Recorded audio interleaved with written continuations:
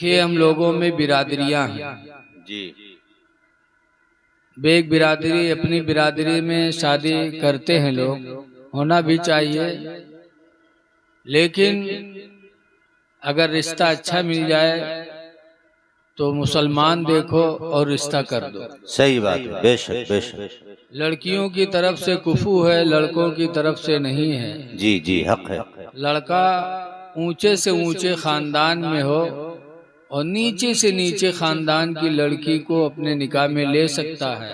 बेशक बेशक। हजरत उमर फारूक आजम रदी अल्लाह ताला अन्हु कुरैश थे। जी जी। हमरे तुमरे यहाँ पठान सबसे बड़े माने जाते हैं, सैयद, जी। और अरब में कुरैश माने जाते थे। बेशक। कुरैश खानदान सबसे ऊंचा खानदान। जी। तो हजरत उमर रदी अल्लाह ताला अन्हु कुरैश थे।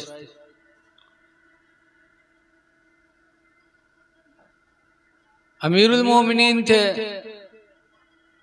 आज तो जो मंत्री बन जाते उन्हें अपने पब्लिक की फिक्र नहीं रहती, लेकिन हजरत उमर रदी अल्लाह ताला अन्हु अमीरुल मोमिनीन थे। दिन में काम देखते थे और जब रात में लोग सो जाते तो अल्लाह के बंदों की खबर गिरी करने के लिए हजरत उमर रातों रात गश्त किया करते थे। बेशक। अकेले। आज तो कोनो मंत्री अकेले निकल नहीं सकते, जानत है काम अत्ता गड़बड़ है जी, मार दिए जी। जी लेकिन वो जमाना बड़ा इंसाफ का था। हक है, हक है हजरत, हक है। हजरत उमर फारूक आजम रदी अल्लाह ताला अन्हु रात की तारीकी में मदीने मुनव्वरा के तरफ में निकल जाते थे। जी। एक मर्तबा एक गली से गुजर रहे थे तो एक घर से लड़ने की आवाज कानों में पहुंची। अल्लाह अल्लाह। हजरत उमर फारूक आजम वहीं खड़े हो गए। सुनने लगे तो क्या सुनते हैं कि घर में माँ और बेटी में लड़ाई हो रही है। अल्लाह अकबर। माँ अपने लड़के से कहती, बेटी दूध में पानी मिला दे, और लड़की कहती थी, अम्मा इस्लाम के अंदर दूध में पानी मिलाकर बेचना मना किया गया है, जायज नहीं। हजरत उमर ने मना किया है कि दूध में पानी मिलाकर न बेचना। तो बुढ़िया कहे, सरे मिला दे, कहूँ देखा था मिला। तब लड़के ने कहा था, अम्मा अफसोस की बात है कि अमीरुल मोमिनीन के सामने हम उनकी फर्मा बरदारी का दम भरे और पीठ पीछे उनकी मुखालिफत करें, ये नहीं हो सकता। उस घर में दूध बिकता था। हजरत उमर फारूक आजम रदी अल्लाह ताला अन्हुमा बेटी की लड़ाई सुन के आगे गुजर गए।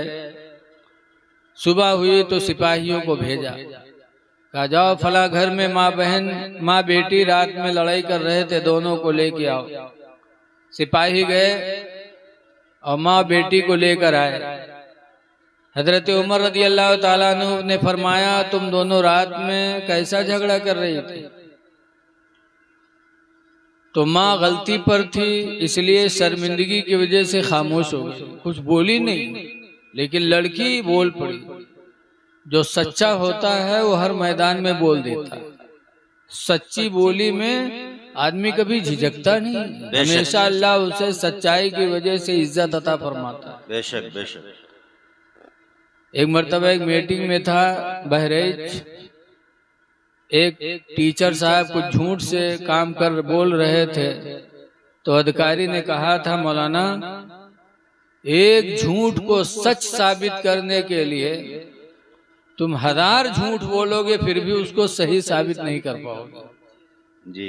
एक झूठ को सही साबित करने के लिए 1000 बोली झूठी मिलाओगे फिर भी वो झूठ के झूठी रहेगी। तो सच बोलना चाहिए इंसान को।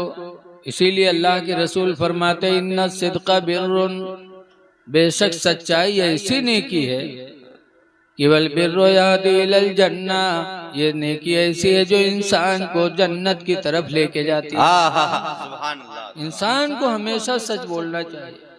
वक्ती तौर पर थोड़ी रुसवाई होगी, लेकिन अल्लाह उसके बहाने ऐसी इज्जत अता फरमाएगा कि इंसान कभी सोच भी नहीं सकता। लड़की ने कह दिया, अमीरुल मोमिनीन ये मेरी माँ है, मेरे घर में दूध बिकता है, ये रात में कह रही थी दूध में पानी मिला दो, और मैं मना कर रही थी कि अमीरुल मोमिनीन ने मना फरमाया है। ये मान नहीं रही थी। हजरत उमर ने बुढ़िया से पूछा, बताओ क्यों तुम दूध में पानी मिलाने पर अपनी बच्ची को मजबूर कर रही थी?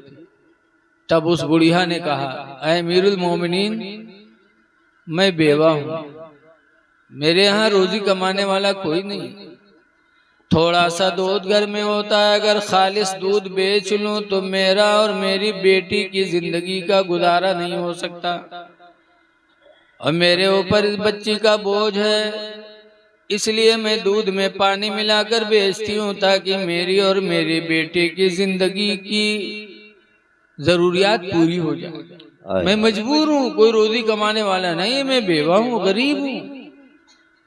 वो गुवालिन थी, गुवालिन अहिरिन खानदान की, अल्लाह पिछड़ी बिरादरी की, और हजरत उमर कुरैश बिरादरी के थे, अमीरुल मोमिनीन थे, पूरी दुनिया के प्रधानमंत्री थे, समझो।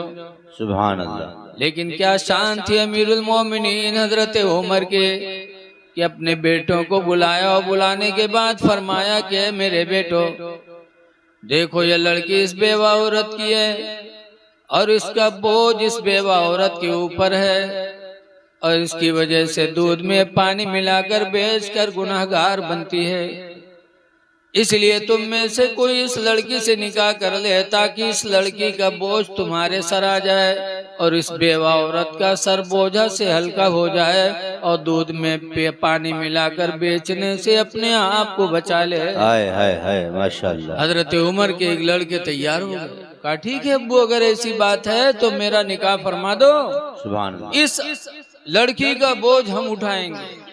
हजरत उमर रदियल्लाहु ताला अन्हु ने उस ग्वालिन की लड़की को अपनी बहू बना करके कयामत तक करके इज्जत भी अता फरमा दी, सुभान अल्लाह। और उस बेवा औरत के बोझ को हल्का कर दिया, और उसके लिए आसानियां पैदा फरमा दी।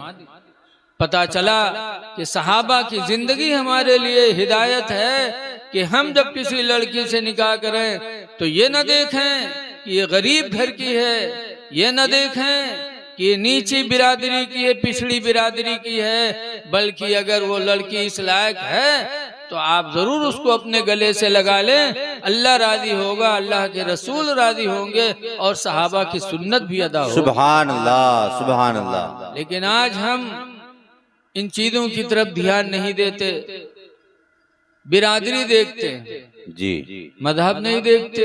अल्लाह अकबर। कि हाँ सुन्नी है कि देवबंदी, इससे मतलब नहीं है। सुन्नी है कि मौदूदी है कि जमाती है कि तबलीगी वाली, इससे मतलब नहीं है, बस बिरादरी होनी चाहिए। जी, बिरादरी बाद में है, सबसे पहले तो आप ईमान देखें, और ईमान के बाद आप बिरादरी भी देखें। बेशक बेशक। अगर बिरादरी में इस लायक कोई नहीं है, गैर बिरादरी में है, तो मुसलमान होना हमारे आपके लिए काफी है। जी जी जी। लेकिन आज हम में आप में कुछ चीजें ऐसी हैं, आजकल तो निकाह को लोगों ने बहुत बोझ बना दिया। जी, यकीनन यकीनन। हदीस पाक में मन इब्तदिया फिल इस्लामी बिदअतन, जिसने इस्लाम में कोई बिदात पैदा किया जिसका ताल्लुक दीन से नहीं है, तो कयामत तक उस इजाद करने वाले पर गुनाह उस बिदात का पड़ता रहेगा। अल्लाह अल्लाह अल्लाह। इसीलिए हुजूर ने फरमाया है, कुल्लु बिदातिन दलालतुन, हर नई बिदात गुमराही है। बिदात से मुराद ही बिदात सैया। निकाह नाम है दो गवाहों की मौजूदगी में ईजाब और कबूल का। सुभान अल्लाह। सिर्फ कितना अच्छा नाम, न उसमें 10 रुपया भी खर्च नहीं। जी, 10 रुपया भी खर्च नहीं। दो गवाहों की मौजूदगी में एक तरफ से ईजाब हो जाए, दूसरी तरफ से कबूल हो जाए, निकाह हो गया। लेकिन उसके लिए पहले छिगई होती है जी। अब छिगई ही में आदमी परेशान हो जाता है। छिदने वाले इतने जाते हैं जी, और उसके बाद फिर मंगनी होती है, जी। मंगनी भी एक शादी हो गई। फिर तीसरे नंबर पर जब शादी आती है तो जब बुकवा लगे खोत है तब तो न पूछो का होत है। अल्लाह रहम करे। जी घर भर के लिए पीला कपड़ा होना चाहिए। जी।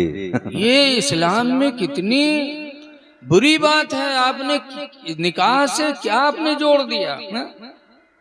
सब पीले कपड़े पहने, घर में सारी चीजें पीली हो हल्दी की तरीके से। ये हराम है, हराम है ये सोचना। ऐसा करना फजूल खर्ची है। बेशक बेशक। इस्लाम सादगी को पसंद करता है। इस्लाम फैला है सादगी से फैला है। बेशक हक है। आपने इसको क्या बना दिया? मदीने मुनव्वरा में हजरत उमर रहते थे और मुल्क रूम मदीना से बहुत दूर था। वहां के बादशाह कैसरो किसरा जब हजरत उमर का नाम सुनता थे, उनके सामने कोई है तो उमर का नाम ले लेता तो थरथराने लगते थे। अल्लाह। एक दफा वहां के बादशाह ने एक कासिद मदीना भेजा। रूम के बादशाह कैसरो किसरा ने एक कासिद भेजा कि जाओ मदीना देखो कि उमर का बादशाही ताज कैसा है, उमर का शाही महल कैसा है, उमर की फोर्स कैसी है, उमर का तख्त कैसा है कि हैं मदीने में और उनका नाम हम सुनते हैं तो हमारे बदन के रोंगटे खड़े हो जाते हैं। अल्लाह। तो रूम के बादशाह ने मदीना भेजा था एक कासिद को जाके खबर लेके आओ। जब वो मदीना आया पूछा यहाँ का शाही महल कहाँ है? तो लोगों ने कहा शाही महल वहल यहाँ कुछ नहीं है। कहा तुम्हारे अमीर का मकान कौन है? तो क्या देखते हैं हजरत उमर का घर है जो खजूर के पत्तों का झोपड़ा है। अल्लाह अल्लाह। पूरी दुनिया के अमीरुल मोमिनीन है और खजूर के पत्तों के झोपड़े का मकान है। कहा यही हमारे अमीरुल मोमिनीन उमर का घर है। कहा फैसला कहाँ करते? कहा मस्जिद नबवी में। वहां गए तो उस जमाने में मस्जिद नबवी भी कच्ची बनी हुई जी। तो वो पूछने लगा है कहाँ, हम उनसे मुलाकात करने आए। तो तलाश करने लगा तो पता चला एक साहब ने बताया कि अभी अभी हमने फला बाग में अमीरुल मोमिनीन को सोते हुए देखा।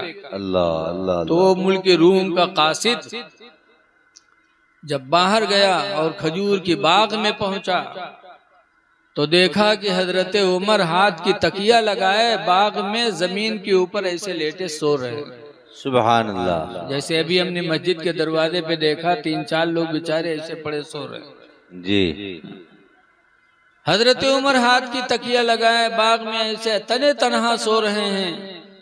मुल्क रूम का वो कासिद जब पता पाया कि यही अमीरुल मोमिनीन है अल्लाह अल्लाह, तब कहा था खुदा की कसम इनकी सादगी का यह आलम कि जमीन पे बाहर पड़े हैं अजनबियों की तरह, हाथ की तकिया लगाए सो रहे हैं और इनके नाम से मुल्क रूम के बादशाह थरथरा उठते हैं। खुदा की कसम इनकी सादगी का ये आलम है कि अल्लाह ताला ने इन्हें वो रोब अता फरमाया है। फौरन वो मुल्क रूम का कासिद हजरत उमर की सादगी देख करके फौरन वो कलमा पढ़ने लगा, ला इलाहा इल्लल्लाह मुहम्मदुर रसूलुल्लाह सल्लल्लाहु अलैहि वसल्लम।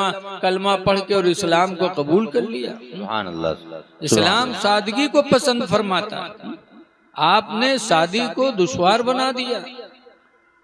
ऐ लोगों बिदात को न फैलाओ, इन्हीं चीजों को बचाकर अपनी बच्ची को जहेज में दे दो। कुरान हकीम में अल्लाह फरमाता लिज़्ज़कर मिस्लु हज़्ज़िल उन्सयैन, लड़का का दूना लड़के का 2 रुपया, लड़की का 1 रुपया होता है। अगर आपके यहाँ 50 बीघा जगह है तो उसमें लड़के का 2 हिस्सा, लड़की का 1 हिस्सा। अगर लड़के का 2 बीघा हुआ तो लड़की का 1 बीघा हुआ। तो आप ये खुराफात में ना खर्च करो, बल्कि वही चीज अपनी बच्ची को जो हक है आपके ऊपर वो दे दो और फजूल खर्चियों से अपने निकाह को बचाओ। रसूलुल्लाह सल्लल्लाहु अलैहि वसल्लम ने निकाह को इबादत बताया। कहा निकाह एक इबादत है और नस्ल इंसानी के बढ़ने का जरिया है। बेशक। तो हम इबादत को इबादत तक महदूद रखें। कुरान करीम में है कि एहसान करो। अल्लाह फरमाता वदिल कुर्बा वल यतामा वल मसाकीन कि माँ बाप पर एहसान करो, रिश्तेदारों पर एहसान करो, यतीमों पर करो, बेवाओं पर करो। अल्लाह ने एहसान का हुक्म दिया रिश्तेदार पर। और आज हम रिश्तेदार के यहाँ बारात अपनी मनमानी ले जा करके और अपने रिश्तेदार को हम तंग करते हैं। कुरान कहता है एहसान करो रिश्तेदारों पर।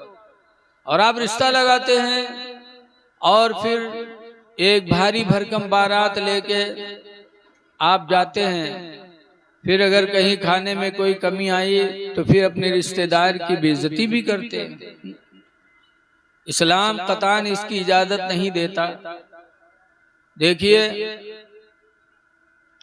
रसूलुल्लाह सल्लल्लाहु अलैहि वसल्लम के पास एक औरत हाजिर हुई और उसने कहा अल्लाह के रसूल सल्लल्लाहु अलैहि वसल्लम मेरे पास दो पैगाम आए। एक तो मेरे माविया का पैगाम आया और एक फलां का, नाम याद नहीं आ रहा है। दो पैगाम आए, दोनों में से मैं रिश्ता किसके साथ करूं? तो सरकार ने फरमाया फलां जो है वो सीधा है लेकिन गरीब है, रहम दिल तो है लेकिन गरीब है।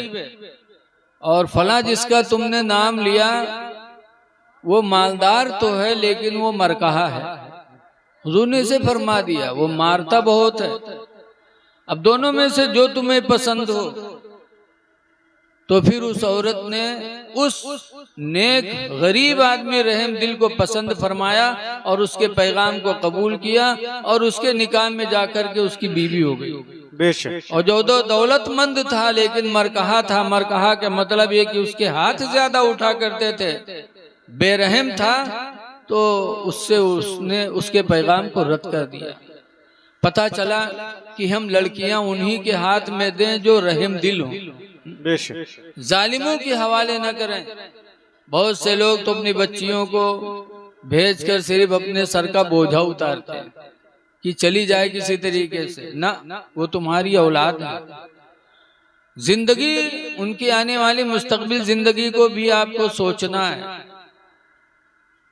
रसूलुल्लाह सल्लल्लाहु अलैहि वसल्लम की बड़ी बेटी ज़ैनब थी। ज़ैनब की शादी इस्लाम से पहले हुई। इस्लाम तो 40 साल के बाद आया, लेकिन हुजूर ने ज़ैनब की शादी पहले ही कर दिया। किसके साथ? अबू लास के साथ। अबू लास मुसलमान नहीं थे, इस्लाम था ही नहीं उस टाइम में। शादी कर दिया। हजरत खदीजा रदी अल्लाह ताला अन्हा सरकार की बीवी हैं, उनके पास सोने का हार था। तो एक माँ को अपनी बेटी से बेपनाह मोहब्बत होती है। हजरत खदीजा ने अपने सोने का हार उतार कर अपनी बेटी ज़ैनब को पहना दिया और रुखसत कर दिया।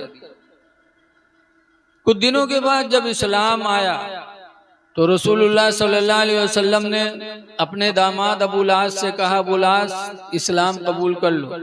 ज़ैनब तो इस्लाम ले ही आई, नबी के घराने की थी, नबी की औलाद थी। अबू लास से कहा तो अबू लास ने इनकार कर दिया। कहा ना, मैं इस्लाम नहीं कबूल करूंगा, आपको अल्लाह का रसूल नहीं मांग सकता, माज़अल्लाह। तो सरकार ने फरमाया तो फिर मेरी बेटी ज़ैनब को तलाक दे दो। तो कहा ना, मैं तलाक भी नहीं दूंगा, न ईमान लाऊंगा न ज़ैनब को छोड़ूंगा। यहाँ तक कि जंग हुई। उस जंग में हुजूर से लड़ने के लिए उनका दामाद अबू लास पहुंच गया मदीने मुनव्वरा में, इतनी लंबी सफर करके, और हुजूर से जंग के लिए मैदान में पहुंच गया। अल्लाह ने अपने नबी को कामयाबी अता फरमाई। अबू लास कैदी बन गया, पकड़ गया। पकड़ के जब मदीना लाया गया तो सरकार ने फरमाया, अबू लास अगर रिहाई चाहते हो तो फिदिया अदा करो। फिदिया मांगा। ज़ैनब को मक्का में पता चला कि मेरे शौहर मेरे अब्बा के हाथों में गिरफ्तार हो गए और मेरे अब्बा फिदिया मांग रहे हैं। तो ज़ैनब ने वही हार जो उनकी माँ हजरत खदीजतुल कुबरा रदी अल्लाह अन्हा ने अता किया था, वही हार मदीना हुजूर के पास भिजवा दिया। कहा अब्बा मेरा ये हार फिदिया में ले लो और अबुल आस को रिहा कर दो। जब सरकार के हाथों में वो हार मदीने मुनव्वरा में पहुंचा और उस वक्त हजरत खदीजा का इंतकाल हो चुका था।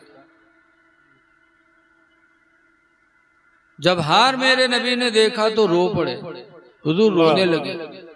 साहबे किराम ने कहा अल्लाह के रसूल मेरे माँ बाप आप पर कुर्बान हो जाएं, आप हार देख के रो रहे हैं। कहा क्यों न रोऊं, आज मुझे खदीजा की याद आ गई कि खदीजा ने अपने गले का हार उतार कर ज़ैनब की शादी में दिया था। आज वही हार मेरी बेटी ज़ैनब ने अपने शौहर की रिहाई के लिए मेरे पास भेजा है कि मैं हार ले लूं और अबुल आस को रिहा कर दूं। ऐ मेरे सहाबा, अगर तुम्हारी मर्जी हो तो मैं हार भी वापस दे दूं अबुल आस को और रिहा कर दूं। ऐसे ही सुब्राती पूर्वक कोई आदमी हो तो कहा ना ही दमादमाद कुछ नहीं, सबके मामला बराबर चले, सही है, पैसा लो तब। लेकिन सहाबा मेरे नबी से बहुत प्यार करते थे। वाह वाह, बेशक। कहने लगे अल्लाह के रसूल हमारे माँ बाप आप पर कुर्बान हो, जो आप करें वही बेहतर है। बेशक।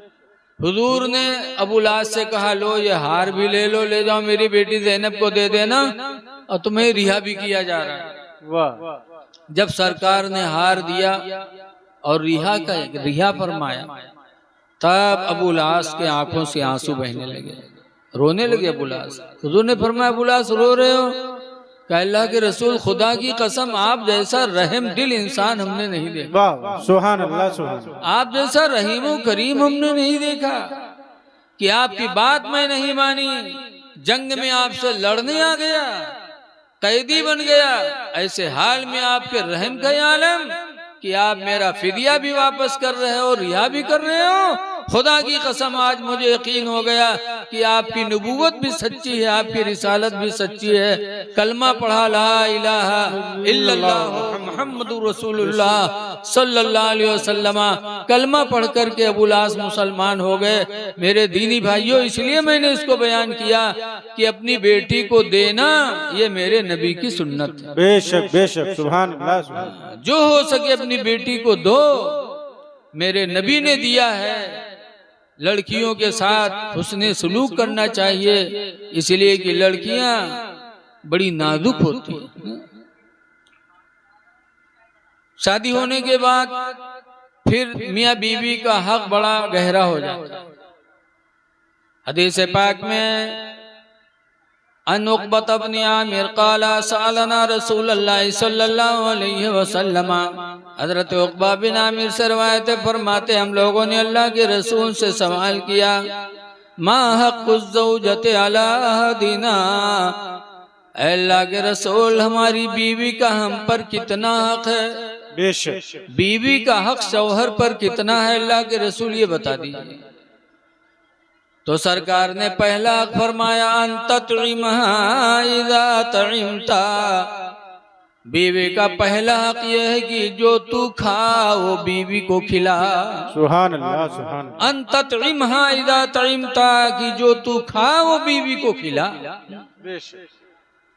लेकिन आज हालात इसके उल्टा है। घर पे नाश्ते का इंतजाम नहीं होगा, अपने को चले जाएंगे होटल पे नाश्ता करेंगे और बीवी खाना बना के रखेगी, रोटी सब्जी तो पहले उन्हीं फिर खाइए। बीवी पहले नहीं खा सकती, अगर खा ले तो पूरा मोहल्ला में होगा कहीं बहुत पेटही नहीं, खाए के सबसे पहले पेटे जुटत। बेचारी नाश्ता भी नहीं किया, नाश्ता उसने होटल पे कर लिया शौहर ने, और जब खाना बना के रखा तो फिर पहले शौहर ही को खाना है, शौहर से पहले बीवी नहीं खा सकती। ये मसला पता नहीं कहाँ से ले आए। ये मसला गलत है कि बीवी पहले खाना नहीं खा सकती, पतोहिया पहले खाना नहीं खा सकती। ये हमारी बुढ़िया सास जो होती है डैन, ये मसला इजाद करती है सही कि पहले पतोहिया नहीं खा सकते। अरे जिसको भूख लगी हो, खाना तैयार हो तो खा ले, जो खाओ बीवी को खिलाओ। रिसिया में एक मर्तबा तकरीर में यह हदीस सुनाए, एक नेताजी रहे खड़े होगा, कहन तो का मौलाना साहब जहाँ जावा जाए वहाँ झोला लेके जावा जाए। हम कहन का है, कहीं बहरेज जावा जाते, थाना मुकदमा जावा जाते, ढोवा जाते, कहूँ पकौड़ी खाई जो चाह तो वो पकौड़ी की जैसे और खाई बत्ते झोला मुँह के खातिर डायरेक्ट चले जाए, या उका साथे साथे लिए रही जो उन खाई का खवावा करी। हमने कहा इस्लाम ये कहता है कि जितना अच्छा खाना तुम खाओ उतना अच्छा बीवी को खिलाओ, ये नहीं कि तुम उसका हक मारो। इसलिए हमें बीवियों की तरफ इस चीज का ध्यान देना चाहिए। ये नहीं कि घर में घी है तो अपने दाल में है डरवा लो, बीवी से न पूछे कि तू खाए कि नहीं खाए दाल में। जो खाओ बीवी को खिलाओ, अल्लाह के नबी ने फरमाया। फिर दूसरा फरमाते व तकसुहा तक सईता, और दूसरा हक यह है कि जो तुम पहनो बीवी को पहनाओ। बेशक सुभान अल्लाह। जितना कीमती कपड़ा तुम पहनो उतना ही कीमती कपड़ा बीवी को पहनाओ। जितने जोड़े तुम्हारे पास हो उतने जोड़े बीवी को भी पहना के, बीवी के लिए भी खरीद के दो। अल्लाह ने, अल्लाह के रसूल ने क्या बराबरी दी कि जो तुम पहनो बीवी को पहनाओ। इसका मतलब यही है कि जितना अच्छा कपड़ा तुम पहनो, ये नहीं कि तुम अद्धी के पहनो गर्मी में, होगा पॉलिस्टर के ले दो। तुमका तो बाहर रहना, बीवी को घर में रहना है। एक साहब कहा लगे कि ओ मौलाना साहब तो हम पैंट बूसट पहने थे तो मेहरू पैंट बूसट पहने। हमने कहा ये मतलब नहीं है, जितना अच्छा कपड़ा हो सके तुम पहनो उतना बीवी को पहनाओ। और तीसरे नंबर पर सरकार फरमाते हैं वला तहजुरहा इल्ला फिल बैत, और तीसरा हक यह है कि घर के अलावा बीवी को कहीं तन्हा न छोड़ो। बेशक सुभान अल्लाह। बीवी को घर के अलावा कहीं तन्हा न छोड़ो। जैसे बहुत से लोग हैं, रही है घर में उसे कहें जतनी खतवा बचाओ हूं, ये गलत बात है। घर के अलावा तना, घर में बीवी को छोड़कर तुम तो बाहर जा सकते हो, लेकिन तुम घर में रहो, बीवी को बाहर भेज दो, इस्लाम ने इसको मना फरमाया। ऐसे घर में बैठ करके भेज दिया उसको, जाओ तुम मार्केटिंग करो, ये भी गलत है। अल्लाह के रसूल सल्लल्लाहु अलैहि वसल्लम ने जो हमारे लिए उसूल मुकर्रर किया है वो हमारे लिए हर तरीके से फायदेमंद ही है। और चौथे नंबर पर सरकार फरमाते वाला तजरिबिल वजहा, और उसके चेहरे पे न मारो। बीवी गलती करे तो गलती पर बीवी को मार सकते हो, लेकिन मारो तो चेहरे पे न मारो। बेशक, क्योंकि ये चेहरा अल्लाह ताला ने बहुत ही मुअज्जज बनाया है। हदीस पाक में हुजूर फरमाते खलक़ल्लाहु आदम अला सूरतिही, कि अल्लाह ताला ने आदम और आदम की औलाद को अपनी सूरत पे बनाया। बेशक सुभान अल्लाह। अपनी सूरत पे, अल्लाह सूरत से पाक है, अल्लाह जिस्म से पाक है, लेकिन अपनी तरफ इसलिए निस्बत किया इज्जत देने के लिए, अजमत देने के लिए। तो चेहरे पे न मारो। अल्लाह ताला ने इस चेहरे को बड़ा अजीम बनाया है, इसीलिए कुरान में अल्लाह कसम खा के कहता है वत्तीन वज़ैतून वतूर सीनीन वहाज़ल बलदिल अमीन, कसम है अंजीर की, कसम है जैतून की, कसम है तूर सीना पहाड़ की, कसम है शहर मक्का की। चार चीजों की कसमें खाने के बाद अल्लाह फरमाता है लक़द खलक़नल इंसान फी अहसन तक़वीम, यकीनन इंसान को हमने सबसे अच्छी सूरत में बनाया है। बेशक सुभान अल्लाह सुभान अल्लाह। सबसे अच्छी सूरत में अल्लाह ने जिसको बनाया उस चेहरे पे हम तमाचा मारे तो गोया कि अल्लाह की हसीन चीज को हम जलील कर रहे हैं, अल्लाह की हसीन चीज को हम ठुकरा रहे हैं। इसलिए नबी ने फरमाया कि बीवियों को मारना हो, जरूरत पड़े तो मारो तो चेहरे पे मारो, चेहरे पे न मारो, कहीं और मारो, चेहरे पे न मारो। लेकिन बिला जरूरत मारना भी जालिम की निशानी है, और अल्लाह ताला जालिम को कभी कामयाब नहीं करता। बेशक बेशक बगैर गलती के न मारो। लेकिन कुछ लोग हैं जो मारने ही की आदत, अगर बीवी आवे न मारे लड़का तो के महतरिया बुढ़ियावा वही मोहल्ला में घूम घूम का कहा था लड़कवा हमरे यहाँ तो मेहरी आएगा, वो कहे तो हाथ ही नहीं उठा थे, अल्लाह जाने को नहीं थे आवत घूटी पियाई दी। वो मार खवावत नहीं मारना चाहिए। रहम करो, जैसे तुम्हें अपनी बच्ची के लिए रहम है वैसे बहू भी तुम्हारी औलाद है, उस पर रहम करो। लेकिन कुछ लोगों को मारने की आदत होती है। मौलाना अब्दुल मुस्तफा खां आज़मी ने अपनी किताब में लिखा है कि एक आदमी की बच्ची की शादी हुई और बच्चे जब रुखसत हुए तो बाप ने वसीयत किया, तालीम दी कि मेरी बेटी शौहर के घर जा रही हो, हमेशा शौहर को खुश करने की कोशिश करना, बेटी हर हाल में तुम सब्र और शुक्र का दामन न छोड़ना, अगर मुसीबत के दिन आएंगे तो बेटी सब्र करना, और अगर खुशी के दिन आएंगे तो बेटी खुदा का शुक्र अदा करना। लेकिन जिंदगी में शौहर के घर से कभी कदम निकालने की कोशिश न करना। बेशक बाप ने अच्छी तालीम दी, लड़की अच्छी थी, आई शौहर जालिम मिल गया, मारना पीटना शुरू किया। वो बच्ची सब्र करती रही, मार खाती रही। कुछ दिनों के बाद शौहर के मिजाज के मुवाफिक उसका कामकाज शुरू हो गया।